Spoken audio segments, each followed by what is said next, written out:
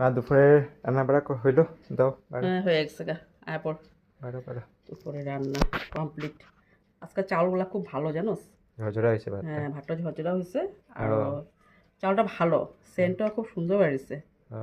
উচ্ছা ভাজা, হ্যাঁ একটা মাছ ভাজা দিলাম, কাঁচা লঙ্কা। হ্যাঁ। আচ্ছা সিম্পল রান্না করি, একদম সিম্পল রান্না। তারপরে আম ডাল। আমডাল। আর এটা যে এটা কি কত কি এটা? কড়ি পাত্তা, ও কড়ি বাটা। পাত্তা বাটা করছি রসুন দিয়া। হ্যাঁ একটু খা, এটা গ্যাসের লেগে খুব ভালো। কড়ি পাত্তা বাটা একটু দিব।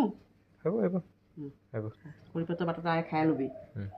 তারপরে মাছ, আজকে ছোটো মাছ আইছিল এখানে, ও। তোর ভালো লাগছে খাইয়া করি না, কালকে বানাইছিলাম। ও হ কালকে হ্যাঁ।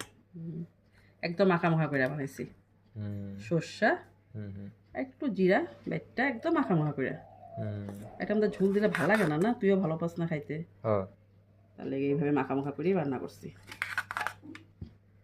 হইব হ্যাঁ ঝোল হইব লাগলে নিয়ে আনিস, লাগলে নিয়ে আনিস।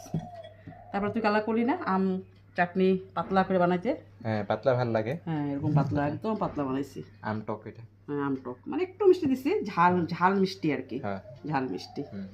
মাছটা এগুলোই রান্না করছি, আর কিছু করিনি। তুই বইয়া পড়, পরে আমিও বসে পড়ব।